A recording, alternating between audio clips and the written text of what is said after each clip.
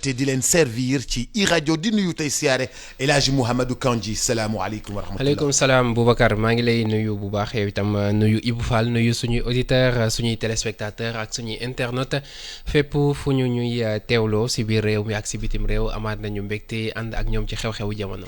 El Hadji Ibou Fall ñoo ngi lay nuyu di la siyaare di ubbi suñu journalu fait divers salaamualeykum. Boubs maa ngi leen di nuyu kilifa Mouhamed Kandji ñu njëkkee ko. ak internautes yeeg téléspectateurs yeeg auditeurs yi waaw boobu si yow sa nœud papillon bi rëy na de. non c'est pas lii du nœud papillon Ibou lii kii la mais Ibou yow xamee woon nœud papillon. ah lii du nœud papillon. day tooñ nag quoi. lii col la col. ah d'accord Ibou da ngay dégg Ibou da nga maa ciblé rek mais li affaire lii boy zone B yi. ñooy solo naa ne nœud papillon la. boy zone B yi ñooy solo. style zone B la. mais Kandji. dégg naa Louga day neige. ma dégg ni Louga daa commencé neige. Dakar 18 degré. Louga ngay neige. Pape Alioune Sarr moo la ko wax. dégg naa ni Louga ngay neige de. loolu de fait divers la. fait divers mënu ko gën a rëy. Louga ngi neige. Louga am na neige fait divers mënu ko gën a rëy. kon de c'est ba jéem a wàcc dem xooli ba xam. macha allah bisimilah ñu tàmbali li nga xam ni moom moo di maanaam ubbi suñu journalu fait divers. mën nañ ñëw ci li xew ci direction générale des élections ak Ayib Daffé nga xamante ni moom moo di mandataire bu Ousmane Sonko ak son avocat. maître Ciré Clédor Ly fait divers moom mënu koo gën a rëy. donc xam nga dañ leen voie de fait. coups et blessures wala. en tout cas demoon nañ pour dem jëli ji fiche parrainage yi ginnaaw décision bi nga xamante ni tribunal bu grande instance hors classe bu Dakar rendre na ko jëm ci réintégration ci liste électorale yi Ousmane Sonko alors moom ni mu ko annoncé woon noonu la ko defee àndoon ak maître Ciré Clédor Ly nga xamante ni en tant que avocat bu Ayib Daffé ci la dem parce que préciser na ko d'ailleurs ci kàddu yi nga xamante ni yëkkati na ko après mais mënuñu woon sax franchir li nga xamante ni moom moo di porte bi face ak refus ñi nga xamante ni ñoom ñoo di force de l'ordre yi ne comme ni ko maître Ciré Clédor Ly ci ay kàddoom lay reprendre ñu patamee leen néewal leen doole mu dee jàpp ni nag li ni mel abus de pouvoir la et que fépp foo xamante ni moom Ayib Daffé mu ngi fay dem dina ko gunge en tant que avocat am et que ñi nga xamante ni ñoom ñoo di autorités yi dañu war a respecter décision bi nga xamante ni moom la tribunal bu grande instance hors classe bu Dakar joxe ci réintégration liste yu Ousmane Sonko. li ma leen waxoon rek ba léegi nee naa leen affaire bi dootul affaire politique moi je suis convaincu qu'ils vont faire en sorte que le candidat là ne se présente pas c'est tout. Ils vont. Wow. C'est qui ils? Mais c'est l'État, ce sont les piliers de l'administration parce que c'est pas une affaire de benn bokk yaakaar ak yooyu li ma leen wax rek bi muy song naan y a les magistrats corrompus l'armée les ceci les cela ak yooyu foofu affaire politique dafa teggeeku ba mu am ay troubles ay morts ak yooyu je vous dis ces gens-là ils vont pas le laisser passer du yéen a ngi fi maa ngi fi wax naa leen ngeen dëgër bopp ay cële maa ngi seetaan. mais Ibou. nee naa leen un état peut commettre des injustices ngeen nekk fi di ma xool. mais Ibou bu justice waxee. justice bu waxee. ba génne ordonnance. mais ñi ci des dañoo war a exécuter wu. waaw. waaw c'est dans des situations normales. dans des situations normales. Ouais. mais situation bi normale. situation bi dafa anormal. Pops. waaw 8 chefs d'inculpation li yóbbu Ousmane Sonko en prison c'est 8 chefs d'inculpation d'une extrême gravité man xawma naka ngeen déggee li lire situation bi mais moi je suis convaincu que son cas ne relève plus de la politique su leen neexee nag ñuy jaabante di déposer ay caution di aussi ay fiches mais moi je suis convaincu que ce qu'ils ont à faire c'est se pencher sur le dossier des 8 chefs d'inculpation seet naka lañ koy génnee ci lii.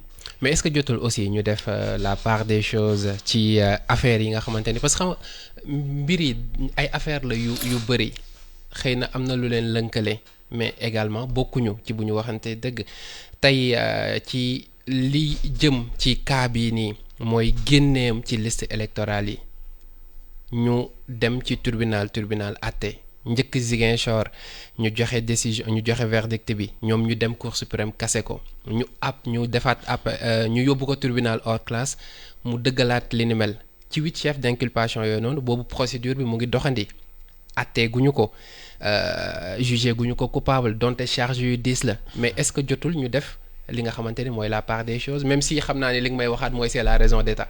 même pas les gens je vous l'ai dit les gens n'y mettront pas de forme. waaw wax naa leen ko. loolu damay wax ji ils n'y mettront pas de forme. kon daal dañ koy tënk ci la raison d'État rek. jeex na soo leen ko mënee dégg baax na soo leen ko mënul dégg kay ngeen continuer di yóbbu ay fiche ak di poser ay questions. am na benn internaute mu ne mais Ibou du ñu wax lan mooy raison d'État. Ibou du ñu Ibou yow mënoo ñu wax lan mooy raison d'État. non c'est quand les institutions sont en danger et qu'il faille parer au plus pressé. Y a des moments où on se dit la République est secouée. Il y a de vrais problèmes où l'intégrité du territoire est menacée, où le pays peut s'effondrer. Loolu mooy su loolu jotee les gens vont agir pour la raison d'État. soo demee ba ñu ne la dëkk bi day maam daanu. ñu téye ci. lu ñu def instant boobu xamal ne c'est plus des histoires de démocratie c'est la raison d'État. Il faut que la République tienne sur ses fondements. mais Ibou ci àdduna bi fan la ñu mës a gisee raison d'État. en pagaille raison d'État la wan ma benn rek. ay exemple rek man sama auditeur. dama bëgg ñuy xam.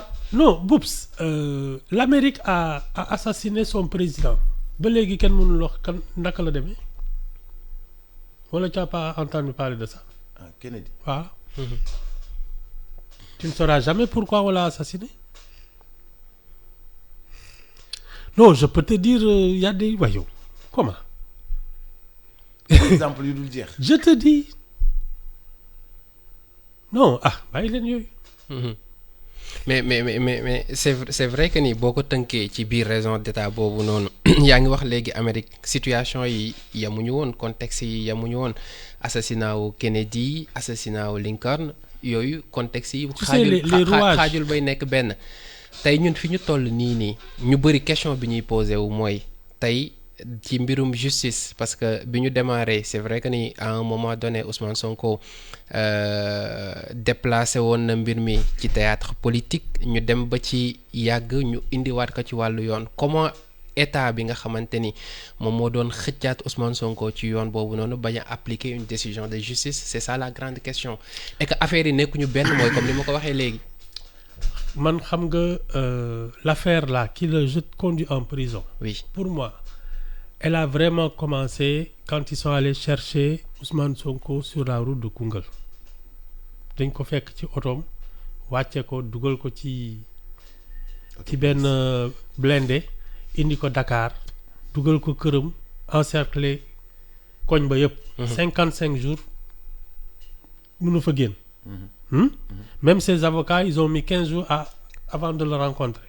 Vous pensez que ce genre de situation c'est normal? Non, ça n'a plus rien à voir avec les histoires politiques. Moi je suis convaincu que ça et les gens parce qu'il y a des choses qui relèvent de la défense nationale, de la sûreté nationale, de la sécurité publique et de l'intégrité du territoire. Mais ce ne sont pas des débats, c'est pas le sexe des anges. Ils vont faire ce qu'ils considèrent comme urgent. su doon jaraloon état d'urgence couvre-feu yooyu dinañ ko def. Moi c'est de ça que je parle. Je vous parle pas de on veut empêcher un candidat d'aller aux élections. On n'en est plus là. Et je le dis, je le répète. mais loolu dépassé nañ ko ay candidats dina bokk yéen a ngoog yëf yaa ngoog je vous dis. Oui parce que il va y avoir une instruction il va y avoir normalement un procès. mais kon ba tey dañuy nangu ni mu ngi bénéficier wu ci présomption d'innocence. dama ne la. mais àtteeguñ ko Ibou Fall. dama ne la. oui. yow tu es encore dans des situations normales. oui. Voilà. Dans des situations normales ngay naan présomption d'innocence indi fii xëccal fële dugal nii génn fële. nee naa la lii. Pour moi, c'est une situation d'une extrême gravité et les gens n'y mettront pas de forme. Parce que sous une présomption d'innocence, mais ils ne seraient pas en prison. Tout ce que je foofu, c'est bien après qu'on a sorti 8 chefs d'inculpation mais bi ñu koy jëli noonu. ils n'ont donné aucune raison. dañuy dem arrêté ko ci yoonu Koungheul bi indi ko teg ko biir këram jàpp seen ñaam. ah si boobu joxe woon nañu raison parce que si je ne me trompe mu nekkoon la caravane de la liberté. bi mu bëggoon def. waroon jugee Ziguinchor ñëw ba Dakar. après ils se sont rendu compte que ni fépp fu mu jaar comme que moom foule bi dañu koy toppee et tout. donc pour trouble à l'ordre public. ak yi ni mel moom moo taxoon. bi ñu koy jëlee. et si bu ñu fàttalikoo bu baax jël nañu ko ba mu am diir bu yàgg. même ñi ko gën a jege se poser la question mais woyee Ousmane Sonko. biñ paree joxaat nañu également yeneen explication que ni non c'était pas non seulement pour la sécurité des citoyens mais pour sa propre sécurité également. waaw mais les explications sont venues après. les explications sont venues mais bi ñu koy jëli nii expliqué wuñu kenn dara. dañ dem jëli ko ñëw teg ko biir këram wër kër gi. après la ñuy commencé naan waaw lii ak na la na la ba bu ñu koy jàpp. vol de portable la ça te semble pas bizarre waaw. mais chaque jour ñu jàpp nit vol de portable bu subaa ñu libéré ko. vol à l'arraché yi nii. man daal li ma leen wax. bu yóbboo ngeen teeku ces choses là. ça se dit pas. en tout cas ça ne se dira pas maintenant. parce que je suis convaincu qu'il y a des trucs d'instruction peut-être des enquêtes accueillies des choses qui ne relèvent pas seulement de ce qui est national. duñ ko wax ci mbedd mi. ça ne relève pas de ce qui est national. moi de c'est comme ça que j'interprète les faits. waaw. il faut daal jàpp nañu de situation bu normale raison d'état et puis. peut-être je peux me tromper mais man ni ma gisee li xew nii je ne pense pas qu'on soit dans des questions de compétition politique nañ ko de kii nañ ko dugal. parce que justice wax na ak yooyu. oui on est voilà la preuve. non enfin xëy na dama ju. mais c'est du situation bu inédite parce que yaa ngi koy wax fii nii am na yu fi jot a jaar comme en 62 ak yi ni mel bi ñu demee ba bien après la ñuy toogaat di wax naan et pourtant defutoon dara. war a defutoon oui mais quand la République est au bord du chaos. les gens y partent au plus pressé. c'est comme s'il y avait des trucs nu mu tudd ay agresseurs yi dugg ci biir dëkk bi. nga foog ne dañ fekk nekk naan bon. kii ci la bokk ak ki bokk. waaw non dañuy raxas ba mu set après ñu doog a seppi voilà quand les gens intervenaient en Gambie tàggoo ñu dañu dem intervenir parce qu'ils savaient que c'était après suñu kaw la doon jëm. yooyu la rek. non il faut faire la part des choses. baax na moi bon c'est bien que les gens pensent encore être dans le truc avocats yi kii bon le fonctionnement démocratique mais moi je pense que ce qui se passe réellement dans l'affaire Ousmane Sonko c'est plus une question d'aller aux élections pour lui. romb nañu foofu. ci li ma foofu mais Ibou cas de figure. comme ni mu waxee nii 62. dañoo ñëw jàpp. jàppale ñi ñuy jàpp ñëpp. dàq ñi ñuy jàq ñii daw génn réew mi ñii daw génn réew mi. ñii daw dem Mali ñii daw dem Guinée ñii daw dem fii. ñii daw dem fii. ñu jàpp ñi ñuy jàpp tëj. ba pare ay 5 ans 6 ans 7 ans plus tard. ñuy soog a ubbi dossier. En tout cas, ce que je peux te dire, c'est qu'il y a eu une crise institutionnelle en 62. Entre le président de la République et le chef du gouvernement. On l'appelait le président du Conseil des ministres. Armée ak gendarmerie dañuy jàkkaarloo kii faral président kii faral premier ministre. Radio Sénégal su kii defee communiqué bi 10 minutes après keneen ñëw génne kële dugal kii def beneen communiqué. C'est-à-dire que dëkk bi les institutions étaient bloquées. On ne savait pas comment ça allait basculer. Il y avait une tête de trop. Celle qui est tombée, après les Nina, non, c'est-à-dire, il n'y avait pas de coup d'État. Mais l'idée, moi, la République a été au bord de l'effondrement. Moi, l'idée dans le Malien, Fédération du Mali, bi ñu leen di bajam téye leen dugal leen ci train bi yóbbu leen ñu ne leen merci c'est bien. jeex na. Il y a des moments où il faut sauver la République. loolu de laa gën a gëm. 9h32 ayca ñu daal di avancé suñu journal fait divers bi fait divers def nañ fait divers 15 minutes fait divers buuxante Ayib Daffé ak maître Ciré Clédor Ly. nee na ma yow man maay sa cousin moi je suis ton cousin. ku wax loolu. maître Ciré. Ah d'accord. mais nag il a un style faanaa ko trop. C'est un redoutable procédurier. Tu sais, c'est un redoutable procédurier. Ouais. Tu sais, en 90, premier numéro du Témoin, on avait une rubrique qui s'appelait coup de chapeau. Coup de chapeau.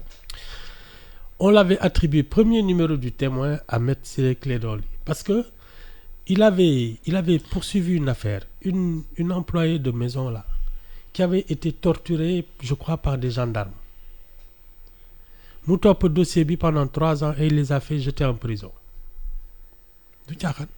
Du caaxaan il ne lâche rien. Hein? Non, il ne lâche rien. Non, c'est un redoutable procès. C'est pas un avocat caaxaan. Mais gis nga affaire bi droit rek génneewu la ci.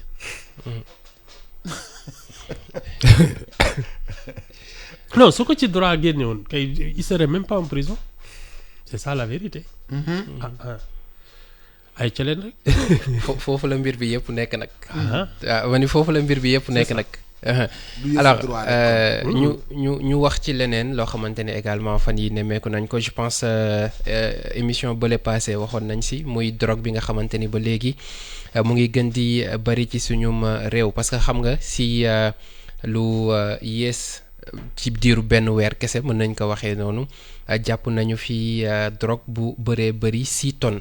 lu ko ëpp buñ ko xayma mu toll ci 125 milliards ci suñuy koppar bërki démb également ñi nga xamante ni ñoom ñoo di waa OCRTIS defaat beneen opération teg 8 kilogrammes cocaïne yoo xamante ni ñu ngi ko dugaloon ci balu fëgg jaay yi alors ci diggante Grand Dakar ak Zac Mbao la ñu ko jàppee am 4 nit yoo xamante ni jamono ji ñoom la ñu ci teg loxo enquête bi mu ngi wéyandi police nationale xam danger bi nga xamante ni am na ci tax na jamono ji ñu gën a ubbi seeni buntu tàllal loxo également ñi nga xamante ni ñoo di askan bi pour que bu ñu gisee yenn mouvement wala yenn mbir yoo xamante ni c'est un peu suspect ñu mën leen woo ngir ñu mën a amal kii bi parce que c'est une vraie guerre véritable guerre boo xamante ni moom la ñuy mëne contre drogue yi bu ci mel ni cocaïne ak xeet gi ni mel.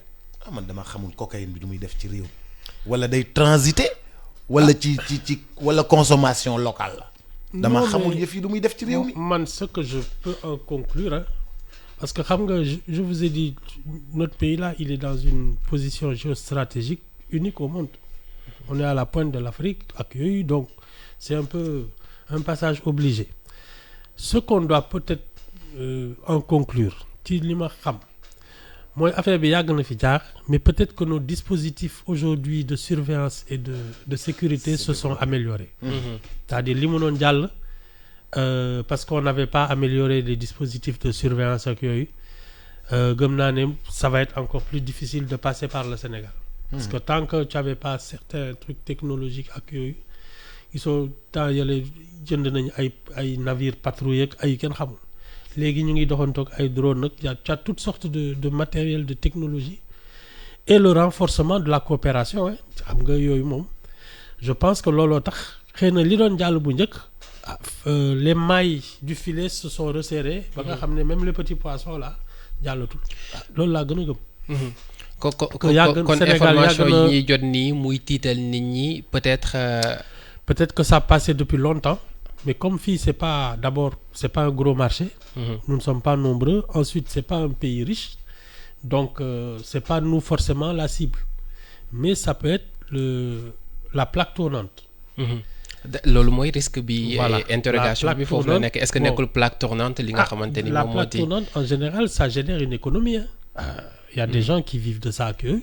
Bon maintenant tant que le système de surveillance et de lutte contre la drogue était assez sommaire peut-être que affaire bi dafa doon romb et que maintenant dañu am ay matériel ak ay kii yoo xam ne lu fi ñëw ñu gis ko je pense que ça doit être aussi dû à ça ils ont peut-être renforcé la surveillance mais fii moom je suis convaincu que yàgg na fi jaar toi aussi mooy kii bunti Afrique bi. mais en fait suñu position géographique. Oui, c'est ça. am na lu mu ciy joué bu baax a je baax. crois. mais il y a de trop grosses quantités en fait. Non. Mais À l'échelle mondiale de c'est rien du tout. à l'échelle mondiale c'est rien du tout. Non non. ah mais ñun kat dañoo tàmmul lii xamuñu ko. Heureusement. Heureusement. heureusement que Ah tàmmuñu oui. ko xamuñu ko. Oui. am na ay dëkk yoo xam ne chaque jour ñu ne quantité bi jël nañ ko fa te ça ne choque personne.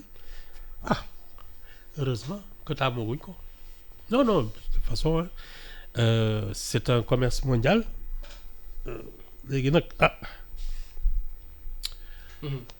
non non de toute façon nous on n'est pas un marché assez. xam nga xeeti drogue yi dafa xaw a yéeme ah bu ñu gisee yu mu def ci yeneen réew yi nu mu mën a nasaxalee économie yàq. Il paraît que quand le mouvement de résistance anti nu mu tudd ségrégationniste là. bi ñu ne que ils étaient très implantés à Harlem. Ils ont déversé de la drogue à Harlem. def ko presque gratuitement booy di kii rek. Ouais. C'est comme ça qu'ils ont démantelé. miinal leen ko. miinal leen ko. C'est comme ça qu'ils ont combattu les mouvements antiségrégationnistes aux États-Unis. Ils ont balancé de la drogue à Harlem. tas foofu yëpp yàq booy oui c'est tout.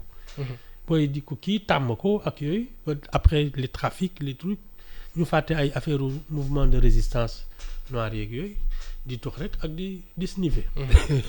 et conséquence mu yokk ni li nga xamante Criminalité ni mooy bi. criminalité bi. ba léegi de. ah ouais. ba léegi moom. Ouais. foofu moom boo fa jaaree. non Ouais. quand tu veux démolir un pays yooyu nga fay def c'est tout. boo fa jaaree moom ba léegi de boo fa jaaree moom da ngay yéemu. waaw ouais. Non mais ay dégâts yi muy def sax moo bari. Tu sais l'éducation tout s'effondre Ouais. tout. alors comme que xam nga souvent am na ñoo xamante ni dañuy déglu nekk ay spécialistes également ci wàll bi le major Kandji bi nga xamante ni kenn dootuñu ko natable ci mbir bi mu bëgg si def une petite intervention woo ko ci li nga xamante ni moom moo di drogue bi lan moo tax mu bëri ci suñum réew ak nan la ñu mën a def ba lutter contre donc ñu ngi moom ak en ligne major salaamaaleykum. maaleykum salaam Mohamed. ñu ngi lay nuyu bu baax di la dalal si Dakar Direct une fois si xew-xewu jamono plutôt. oui. Voilà donc ñu doon wax léegi si drogue bi. pour accompagner un peu et féliciter encore le doyen Fall. Donc c'était pour vous dire simplement que c'est un changement de voie vous savez que la drogue vient la plupart du temps de l'Amérique du Sud. Donc de l'Amérique du Sud, voire même du Nord, et les extasies et autres peuvent même émaner des États-Unis. Maintenant, ces temps-ci, depuis que la guerre en Israël a commencé, oui. Vous allez voir que ci wolof ci wolof man da ngay gis ne depuis ñu commencé am guerre Israël bi ak Palestine ak Hamas. Mer Rouge bi n'est plus praticable. Parce que les Yéménites là les pirates yéménites là li ngeen doon gis noonu dañu coaliser wu actuellement ak les gens de Hamas pour empêcher la navigabilité ci mer Rouge bi ak di attaquer les bateaux là même gis ngeen la coalition là qui doit se faire ces jours-ci pour lutter contre.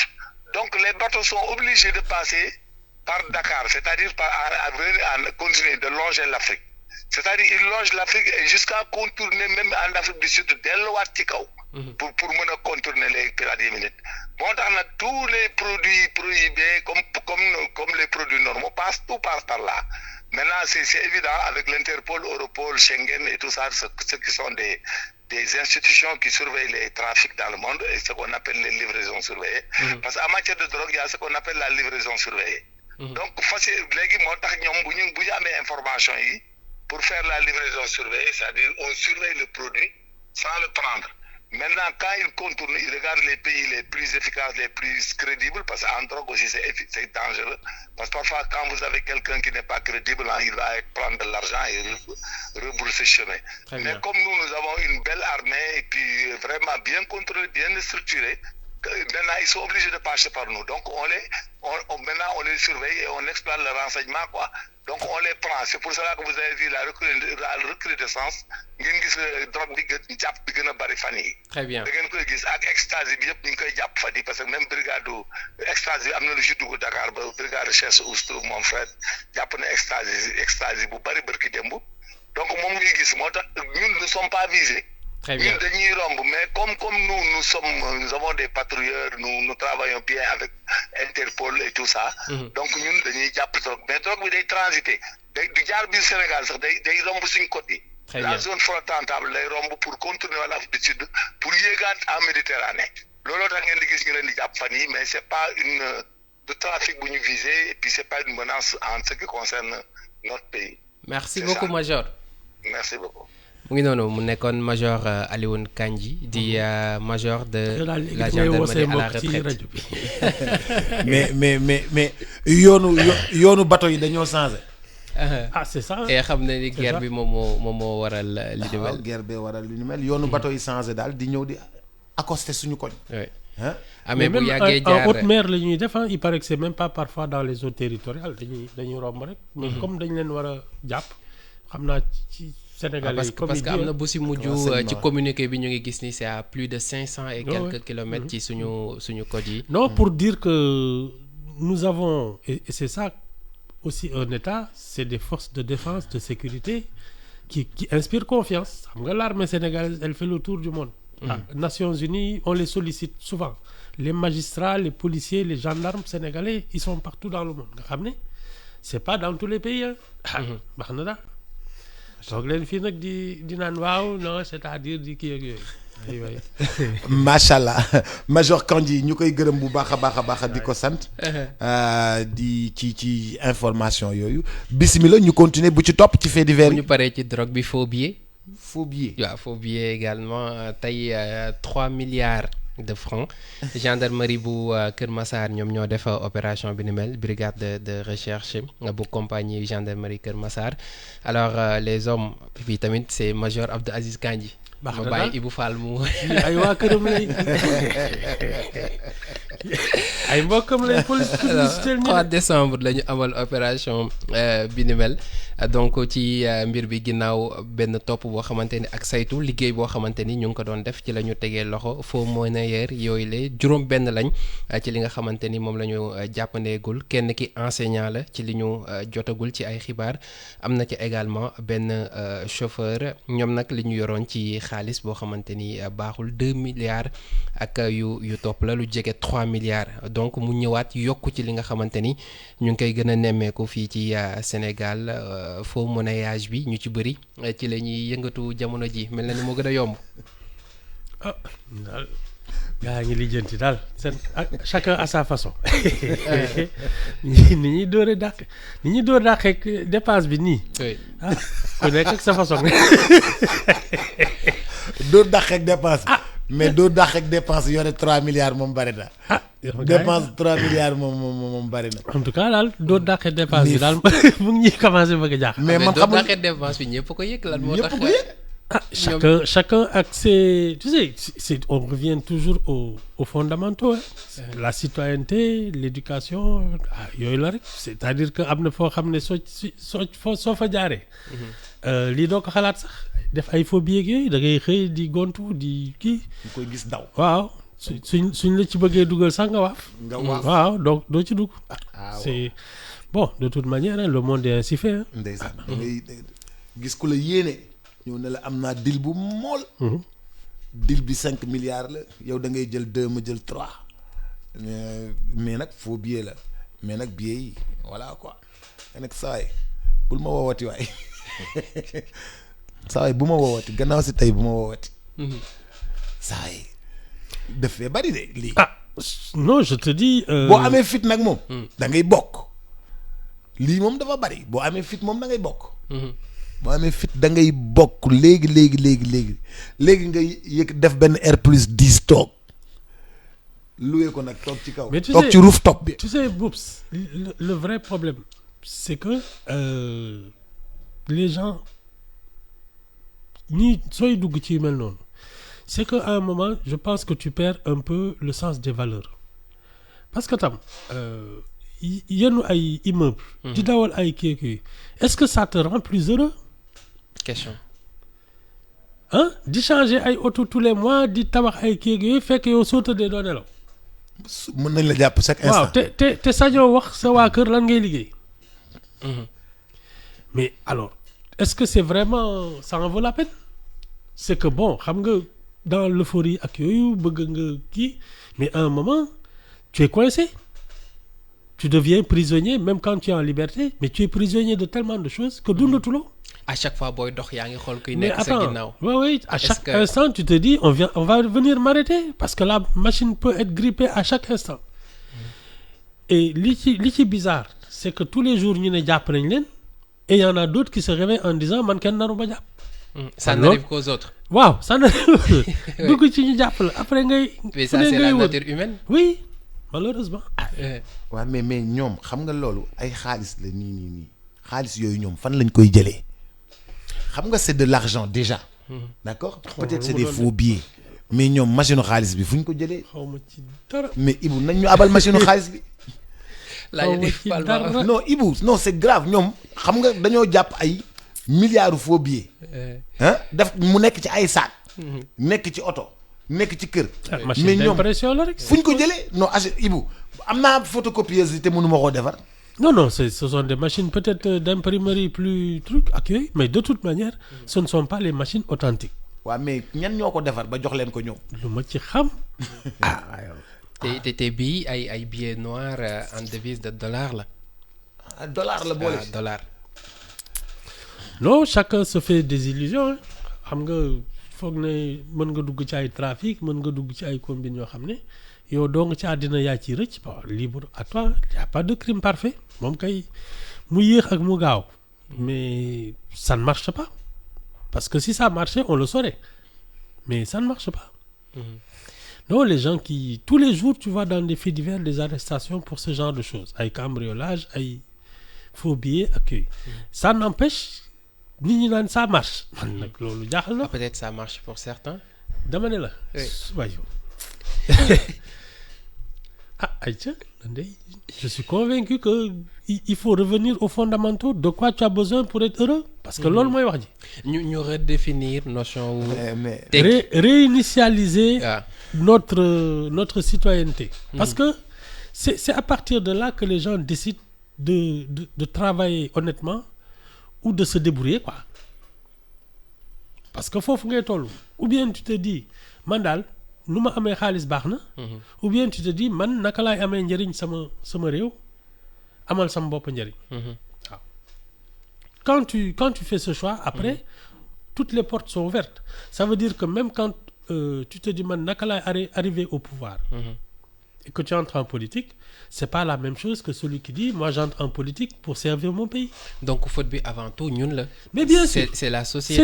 c'est dans le logiciel même de notre citoyenneté il y a quelque chose qui a bugué oui loolu moom dëgg la moom am na lu il y a quelque chose qui a disjoncté suñu rapport ak xaalis ak daraja yu nekkul yooyu moom moo ñu sonal parce que tey dañuy gis ak loo mënti def ak foo mënti jaar que jaar-jaar bi rafet que mu ñaaw yenn saa yi il suffit juste nga am xaalis pour que ñu fàtte loolu lépp parce que dama seetaan benn mbir yàggul dara je vais pas citer son nom parce que tëdd na penam ba génn ci wàllu agression la doon yëngatu ñu jàpp ko bi mu tëddee ba génn nee na defaraat na dundam commencé am xaalis mais gox bi mu dëkk sax ñëpp dañ ko jox cër ak gëdd bu nga xamante ni bu jéggi dayoo la voilà bu jéggi dayoo la kuy ngénte moom ngay woo kuy mariage moom ngay woo gis nañu fii également un parlementaire boo xamante ni jàpp nañ ko ci mbiri faux billets bi mu génnee nan la def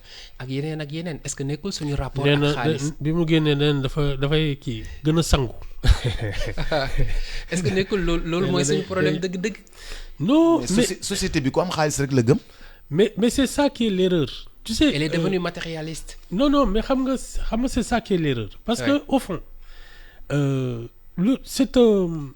c'est une réduction mais vraiment de l'idée qu'on se fait de notre comment dire ça de notre citoyenneté parce que gis nga xaalis pour régler ay problèmes là normalement. moom lañ koy doyee. soo koy wut c'est pour régler des problèmes. mais tu peux régler des problèmes sans argent. Comment? Mais parce que tu es utile.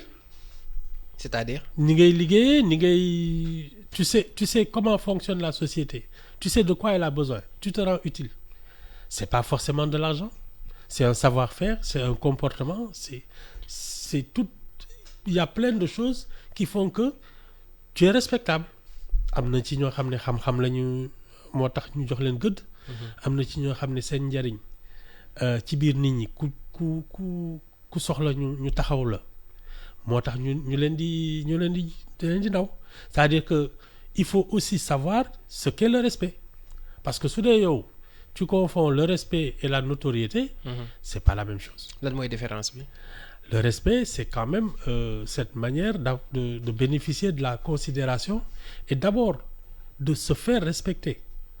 Parce que ça se mérite. La notoriété. Mais mën nga nekk dof bu ñu peinture ñëpp di la tudd. Oui mu ngi ne di jàll kay loolu yomb na. Mais est-ce que def nañ la nit? Ça c'est vraiment la différence. Et moi je pense qu'il faut quand même faire la différence entre inspirer le respect et être juste célèbre. ñun. ñëpp xam la bokkul. ak ñëpp naw la. ñëpp naw la. waaw ñi la xam naw la. loolu ci société bu normal nga koy defee. da nga bëgg ne sénégalais ils sont anormaux. Ah non, j'ai pas dit ça. Mais est-ce que la société n'est pas malade? Mais Ibou Fall, ici rien ne se fait normalement. En tout cas pour rejoindre kii bi. Non mais en tout cas je sais que il faut que nous revenions justement au sens que l'on a dans nos rapports. bu njëkk droit d'aînesse kese yaa fi mag. yow la ñuy jox cër. Exactement. Ce sont des choses très simples mais aujourd'hui ça va célèbre mën a def ay kii c'est-à-dire ay dégâts rek sax ngay def à la limite. pour que ñu lay tudd. C'est ça, c'est ce qui est devenu un problème. ñu may tudd kut ko kut. ay dégâts rek ngay def. Ah kon rejoindre nga ma ci société bu normal bi ma doon wax. Non mais je pense que li tax sax ñu mel noonu. di siiw lan moo tax ñu mel noonu.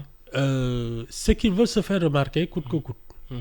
Mais li tax ñoom ñuy siiw c'est que tout le reste de la majorité de la population fait des choses normales. La majorité. Parce que su doon ñëpp ay yëfi dof la ñuy def. doo xàmmee kenn. Mais c'est parce que sur les 1000 les 990 sont assis sagement et s'occupent de leurs affaires tranquille mais tu en as 10 yoo xam ne dañu mel ni ñebe ci cin. C'est ça la différence. Pawlish Ouzin Keita. Ah yaa leen tudd. Pawlish Ouzin Keita. yaa leen tudd moom. My boy Pawlish ak my boy Ouzin Keita. Non c'est ça toute la différence. Il y a se faire respecter yooyu bon tu n'as pas besoin d'être connu par tout le monde mais foo dem ñu def la nit. Parce que tu imposes le respect. et léegi da nga tudd parce que dama mës a seetaan benn kiiwam xam nga parfois mu wax ju am solo Pawlish. Il dit que dafa dem ba comprendre comment la société marche. dafa dem ba gis ni yéen dof rek ngeen bëgg. Exactement yéen da ngeen bëgg yëfu dof mu ne Sénégal dañu bëgg yëfi dof. donc man loolu laa leen di offrir. et maa ngi ciy gis sama bopp je gagne bien ma vie parce que loolu la ñu bëgg et ça lu ñu war a jàngat la parce que c'est important. moom moo tax ngay gis nit toogam yàgg dem ci réseaux sociaux yi saaga ñëpp. ñu coow ko ñaari fan ñetti fan. ñëpp dégg turam. ou ñu dugg ci coup yoo xamante ni dinañ leen tudd fu ci nekk. parfois xeetu feebar la boo xamante ni moo leen di dal. Assane Diouf le fou du village. waaw par exemple. Assane Diouf le fou du village xam nga. réew mi ku fi gën a dof ñu ne Assane Diouf moo fi gën a dof. waaw mais tu sais le vrai problème. C'est que c'est comme tous les délinquants qui ont essayé de forcer les règles di def ay dégâts di cambrioler di def nii di def nale mais xam nga la société elle t'use c'est-à-dire yow da ngay dem ba nekk mag sa doole jeex mënatoo tu te rends compte que tu n'as pas pu enfreindre les lois. gars yi dañ lay delloo si di la def ci kaso bi wala ñu ber la ba nga xam ne tu n'arrives même plus à avoir une vie sociale. Mais soo demee ba sa doole jeex nga koy doog a xam. C'est pour cela que je dis le vrai problème c'est un problème d'éducation de base. faire en sorte que les gens sachent comment se comporter en société. Parce que tant que loolu amul les gens partent dans tous les sens. ku nekk ak ni ngay juddoo bindoo bon tu te réveilles kenn yaru la mais tu fais 2 mètres et 200 kilos ça va doole rek ngay jaay. c'est tout. dañ la yefal au lieu ñu yar la. ah c'est ça. et il y a plein de cas comme ça ñi seen xel day gaaw donc mën nañu xëy na ay cambriolage ak yooyu fait que il aurait pu servir mieux son pays parce que xelam neex na tu as un esprit vif. mais c'est nous donc c'est la responsabilité de la société d'abord entre nous revenir à des valeurs normales et ensuite je pense que l'éducation c'est devenu un vrai problème au niveau national. Le fonctionnement même de la République s'en ressent. loolu moom bu yóbboo ñu xam ne c'est devenu un truc urgent. ah oui. macha allah Alaaji Mouhamadou Kandji bu ci dolli benn 9h58 jot na la ñu cëraloon ci waxtu waaw. 9h58 jot na maa ngi lay gërëm bu baax a baax di la sant. sant la bu baax yow itam gërëm la Boubacar sant Ibou Fall. di gërëm Alaaji Ibou Fall di ko sant. ah waaw maa ngi leen di tàggu di surtout kilifa. Mouhamadou Kandji ndax semaine prochaine su ñëwee duñ jaaxal. da ngay teel a aviser. ay dama koy artu. nañ dem DG seetaani boobu te dafa am ñu koy jàppale ci réseaux sociaux yi. dafa am ñu koy jàppale. dafa am kii. Saga club am fan club. démb rek dund naa expérience bi. duñu dem DG seetaani. bu ma deret bi laal. jërëjëf Alaaji Ibou Fall di ko gërëm di ko sant ba suba ak jàmm. Affaire d'argent bii di